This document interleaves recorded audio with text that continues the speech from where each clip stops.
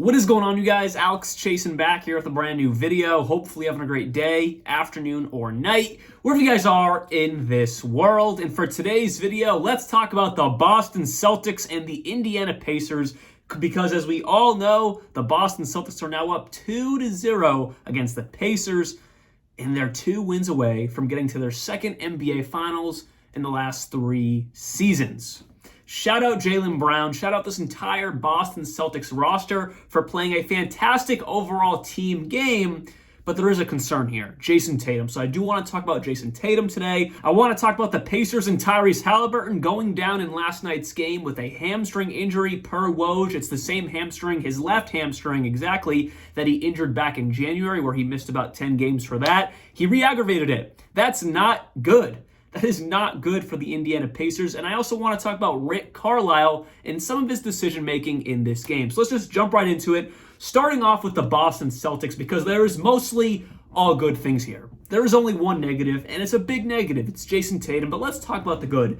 Jaylen Brown scored 40 points, and he was unstoppable. 14 for 27 from the field, 4 of 10 from 3, 8 for 11 from the line. You know, Jaylen Brown's good to miss a few free throws every now and then, or really every game. He's good to miss a few, but his overall game was awesome. 2 assists, 5 rebounds, 1 steal, only 2 turnovers, which is for someone who, you know, quote unquote can't go left. 2 turnovers, I'll take it. But what I really loved about Jaylen Brown in this game was his aggressiveness to get to the hoop and also not afraid to take some big shots. He hit a lot of contested threes. I'd say 3 out of his 4 threes he made were contested threes. Maybe one of them was wide open, but Pascal Siakam was in his face. Speaking of Pascal Siakam, Jaylen Brown at tip-off took the task to guard Pascal Siakam.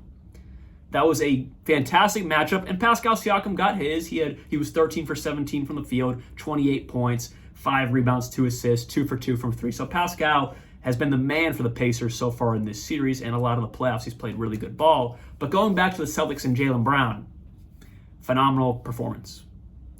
Would they have lost this game if Jaylen Brown didn't drop 40?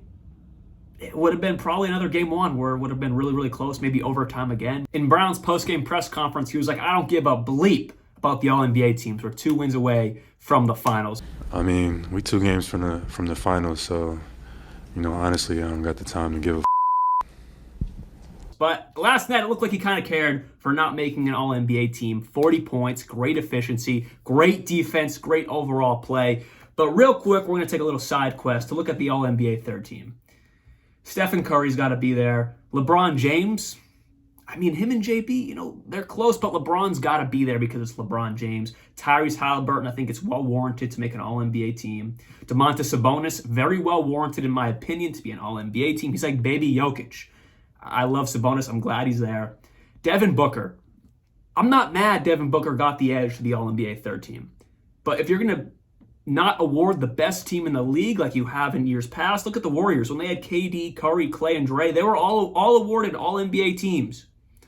So when you're going to look at the newest, greatest team in the league currently with the Boston Celtics 60-plus wins, and you're not going to award them with more than one guy, Jason Tatum being All-NBA first team, it's a little weird, NBA voters. I'm not one of them yet, but it's a little weird, guys. You're not going to award someone like Jaylen Brown on the best team in the league. You're just going to give it to one guy, that being Tatum. And then, of course, White and Holiday made All-NBA defensive second team. It's kind of weird. But like I said, Curry's going to make it. LeBron's going to make it. And it's crazy to see him in third team. I'm happy for Hallie. Sabonis, I think, is well warranted. But you look at D-Book. I mean, again, I'm not mad D-Book made it. Great season, and overall, I think he's better than Jaylen Brown. But it's weird to award one team and not the other. Pretty much every year, the best team in the league gets awarded with all NBA votes. But hey, I'm not a voter, so what I got to say don't really matter. But that's just my opinion on it. But let's go back to the game here. Jaylen Brown, 40 points. But what I loved was the assists. 28 assists for the Boston Celtics. Drew Holiday, he was 6 for 7 from the field, but he had 10 assists. Early on in the playoffs, especially first round against the Heat, a little bit in the second round against the Cavs, it was a little bit like, is this the old, like, falling apart Drew Holiday? Didn't really look great. But in the back end of that Cavs series, and so far in this Pacers series, the Holiday we saw for his entire career, at least the later parts of his career in Milwaukee and most of this season, has officially come back to life. And it's even better. 10 assists. You don't really see that again like someone from like Drew Holiday. Awesome. Derek White, 6 assists as well. Overall, fantastic playmaking for this Boston Celtics team. But let's talk about Jayson Tatum. 9 for 20 from the field. He got his kind of with 23 points. But let's look deeper. 1 for 7 from 3. 6 rebounds, 5 assists. So before I hate on JT, because I'm quick to hate, I'm a Celtics fan, and JT gets on my nerves. So I'm quick to hate on JT, but I will give him his props. He's struggling to shoot.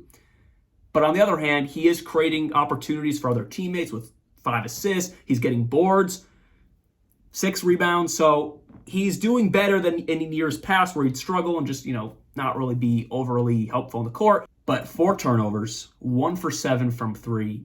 He looked kind of lost in the majority of that game. Again, I gave the compliments, but now let's come back to reality here. Some of his turnovers, he was just dribbling it behind the back and just gave it up in transition. Pacers get an easy bucket. You're not going to be able to do that against the Wolves or Mavericks. I'm not saying this series is over because, you keep doing this, the Pacers are going to get a game or 2.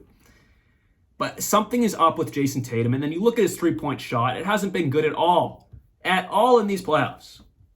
But specifically in the last 2 games, he shot 25% from 3 in Game 1, and then 14% last night in Game 2. Something is up. He was 2 for 8 in Game 1, 1 for 7 last night. Again, you look at the stat sheet, Game 1, 36, 12, and 4, 3 steals. And then last night, 23, 6, and 5. But dig deeper, man. He cannot shoot a 3 right now to save his life.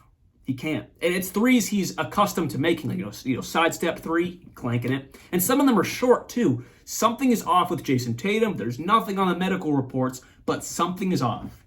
I will say, to give a little bit of a backhanded compliment, he starts the game off trying to shoot some threes. He continues a little bit throughout the game, but he figures out, all right, I can't do it, I'm screwed, and he starts to drive more. And when he drives more, that's where his percentages from the field go up with a 46 overall percent from the field in Game 1, and then last night with 45%, because he starts driving to the rack and starts bodying guys like Ben Shepherd, starts bodying the entire Pacers team who cannot guard him. The 2 biggest guys are Miles Turner and Pascal, but they're usually wandering somewhere else, or they get switched off of Tatum, and Tatum gets these matchups versus Nembhard, Shepherd, Haliburton, and there's nothing they can really do. Nesmith, who's all energy. I love Nesmith, but there's nothing they can really do. So I'm glad Tatum has figured out to drive, because he cannot shoot a 3 to save his life. But that is concerning. Not right now. It's not overly concerning right now because they're up 2-0. Things are working out. But next round, you're not going to be able to do these things. You're not going to be able to not be able to shoot a 3 against the Mavericks or not be able to shoot a 3 against the Timberwolves, because the Timberwolves are a big interior team and they're not going to let you get inside as easily as this team is right now. So now let's jump to the Pacers. And as I said earlier, Haliburton went out, left hamstring, same hamstring he injured back in January, missed about 10, 12 games with that. He re-injured it. So we don't know what's going on. I think he's probably getting an MRI as I speak, something going on today. My luck, this video will come out and we'll figure something out. But I'm making the video and I'm not gonna stop. I'm not gonna wait for it. So Hallie's either not gonna play tomorrow, he's gonna be hobbled, somewhere in between, or maybe he'll heal up and be fine. Either way, if there's any positive outlook for the Pacers, assuming Haliburton is okay, so let's just say assuming Hallie's okay, it's that they both shot the ball well. That being the Celtics and the Pacers. So they kept up shooting-wise with the Celtics. But on the other hand, 16 turnovers isn't great. And they overall just looked a little sloppy. One particular moment in my mind, it wasn't even really transition. Peyton Pritchard was just left wide open in the corner for a corner 3. It was something you'd see out of JV basketball. So that's where the Pacers are just lacking. Just overall awareness of things going on the court. Shooting-wise, though, again, they're keeping up with the Celtics. In most of this game, they were coming within like 8, and then they go down by 18 again, and then they kind of come back, and then that was really it. But again, if there's any hope for the Pacers, that they're still shooting well. They're just making sloppy mistakes, 16 turnovers, and just their lack of awareness is definitely concerning in big moments like this in the ECF. But again, it's probably over for the Pacers. I'm just trying to be nice. Rick Carlisle, though. It's the 4th quarter. Haliburton goes down. Pascal Siakam maybe plays like 4 minutes in the 4th quarter. And they're within 8, 10 points. Again, they kept it close until the end. Or Celtics would make a run and then Pacers would kind of come back. Aaron Nesmith, I don't even know if he played in the 4th quarter. If so, it was kind of like Pascal where he barely did. Same thing with Miles Turner. I felt like Rick Carlisle pulled his guys really early. Like he learned that Tyrese Haliburton is out for the rest of this game. He was like, all right, let's take this thing back to Indiana. I don't really like that in the playoffs. In the playoffs, where they lost by 16, and again, when he pulled them, or, we figured out, oh, yeah, they're not coming back, the Pacers were only down by 10 or 8 points. Like, you're telling me they couldn't have made a little bit of a run to make things interesting? You make a little bit of a run, maybe you're down by 6, you figure something out? Could have been a closer game than it was. So I was just a little bit weirded out because it was like 4 minutes left in the game, and I was like, yeah, okay, yeah, Pascal, Miles, Nesmith, these guys aren't coming back in. So I thought that was really weird, and I heard that last night in postgame as well. So I don't know. What do you think about that? Let me know down in the comments below. But yeah, overall, great team win again for the Celtics. I'd say the alarm is at a at 1 out of 10, I'd say it's about a 6 or a 7 for Jason Tatum because this has been a constant trend in the playoffs. He cannot shoot a 3. I don't know if it's his shoulder or wrist bothering him again like it was a few years ago. Something's got to be figured out, though, because maybe not right now. But going forward, you don't want that for Tatum, or specifically, you don't want that for the Boston Celtics. But shout out Jaylen Brown. Shout out the Boston Celtics because they're up 2-0, and I'm a Celtics fan, so I'm a little bit biased. But anyways, hope you guys did enjoy this video. See y'all very, very soon. And like always, peace out.